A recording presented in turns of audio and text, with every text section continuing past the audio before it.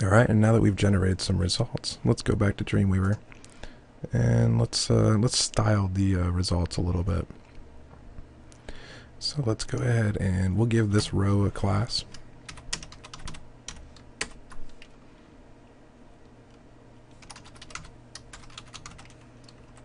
We'll call it table header.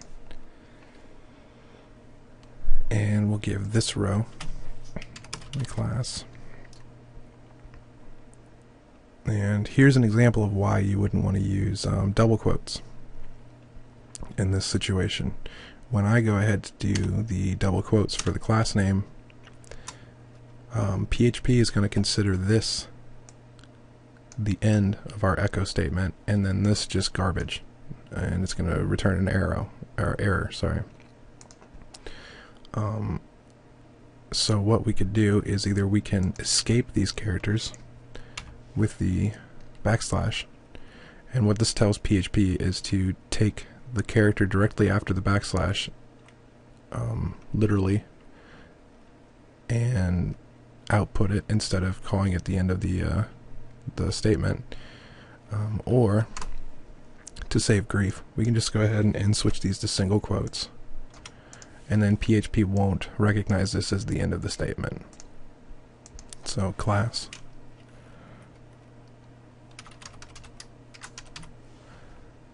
and we'll go ahead and save. And let's come up here into our head and we'll put some CSS in here. And if you aren't very familiar with CSS, you can check out some of our other tutorials, which will give you a heads up on what we're doing here. So let's go ahead and define the table row, or table header class.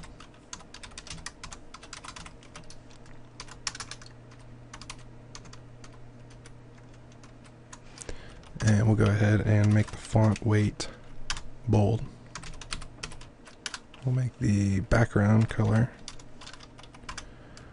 just a really light gray.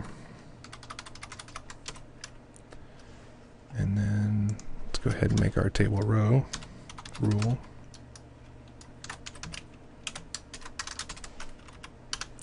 And we'll make the font size a little smaller. Make it 11 pixels. And that should be good for that for now. Let's go ahead and save and upload. So Control S and then Control Shift U. We don't want to upload dependents. So we're slowly here starting to make this information a little more digestible. Next thing let's do is let's give some width to these table columns. And we can do that in CSS. Let's create another rule. And we'll say table header TD, which means we're going to affect the columns which are inside the table header row. And we're going to say width.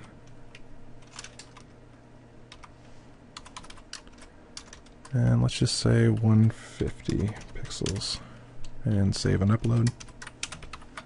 And view our result. There we go. Things are getting a little better looking here. So let's go back to Dreamweaver. And let's do a little more PHP work here.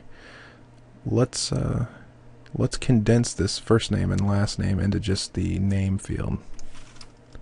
So we can get rid of this column here. And down here, what we're going to do is we're going to take this variable here and we're going to just toss it up into this row, and we're going to put a space here, and then we'll get rid of this column here. So now what it's going to do is it's going to plop the value of the first variable, put a space in, and then plop in the value of the last name. So save, upload, and refresh. There you have it. Now let's explore a different way to do this. If we come up here to where we're defining our variables, we can go ahead and create a new variable just called name and say that equals first, last, And in this situation, we're going to go ahead and use double quotes because we want it to just spit out the value of these variables. Since we're not going to put any HTML in here that's going to require any use of other double quotes, we can go ahead and safely use these double quotes. And what we'll do is we'll strip out this last variable here and we'll change this to name, and we'll hit save and upload, and then view our result, and the result's going to be the same. So coming back into Dreamweaver here, I want to note something else here. What I do here with these defining these variables, it's not necessary, and because we could just refer to this array here directly. I do this just to make our output here a little more legible, but essentially we could actually put in, instead of ID, we could put in row and then tell it what key to look for in the array. So author ID, and this would have the same result. I just feel this is a little more digestible when you're going through your code. You can simply yeah, whatever, but it's up to you. Let's put it back the way I had it and save it. The next thing we're going to do is we're going to add a condition to our SQL statement up here, and to our query up here. So we're going to say select all from authors where status, which is stating the status field, is equal to 1. So now it's only going to return rows that have a status of 1. So if we save and upload and view Firefox here and refresh, we're going to get the same result. However, if we come into our database over here and we edit, say, Brandon, and we change his status to 0 and say go, then we come over here to our web page here and hit refresh. It's only going to show my record, and this is a handy concept for many things. If we go back to Dreamweaver here, we could change this to whatever condition we want. We could say where author first is equal to Brandon, and save this and upload it, and now it's only going to give us Brandon's name or row. So that's just a quick look into conditions here and the queries. Conditions can get pretty crazy. If we say and status equals 1 and we save and upload, it will not give us any result, because whereas the first condition is true, the author's first name is Brandon, but his status is not 1, so it will still give us 0 results. However, if we change this and to or and upload and refresh,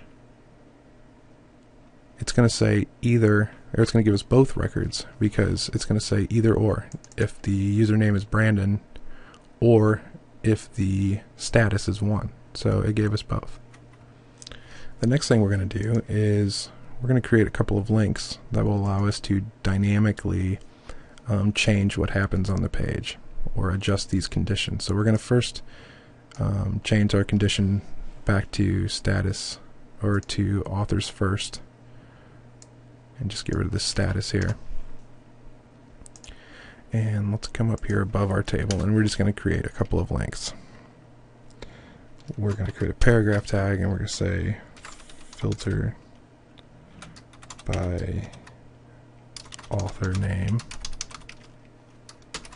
and then create a link, a or a href equals, and it's gonna be the index page, PHP. And we'll close that link. We're gonna type in my name, Alan. And let's just put a dash here to separate the links. And we'll go ahead and copy this link and paste it here and change the name to Brandon. And this in itself really just created 2 links that will refresh the page. So what we need to do is we need to send some values to the page, and the way to do that is to declare with this question mark that we're going to send some values to the page. And we're going to call this value fname for first name equals, and we're just going to type in Alan. And then over here we're going to do question mark, and we're going to say fname equals Brandon. So now when the user clicks on these links, it's going to send this value to fname to the page. Now we're not done yet because we need to retrieve that value. And when you send values to the page, you're sending it to an array called get. And the way we're going to pull this information is we're going to create a new variable called fname equals get, and then we're going to type in fname.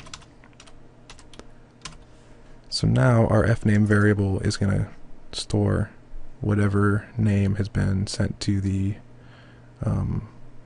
browser or to the page. So in here we're going to replace Brandon with fname. So now it's going to spit out the value of fname, which will be either Alan or Brandon depending on which link is clicked. Now this is good and all, but if we save this and upload it, we should get an error when we refresh the page. Or actually we don't get an error, we don't see anything. And that is because now we're running a query that's failing because this is empty.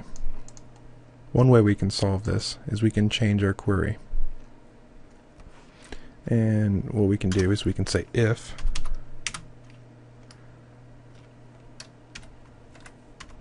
the get fname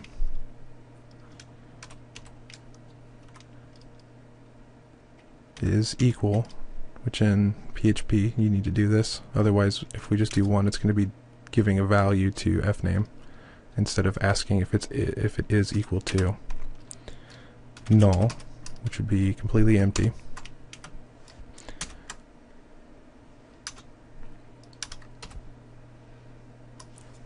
What we're going to do is we're going to copy this query and paste it here, and we're just going to strip out the condition, so it's just going to pull all of the authors, and we're going to say else.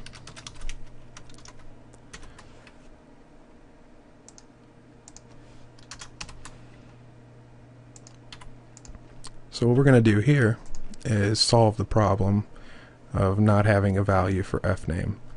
So it's going to run our PHP code. It's going to check and see if there's any value for the fname, and if there isn't, then we're just going to do a blanket query that pulls all of our authors.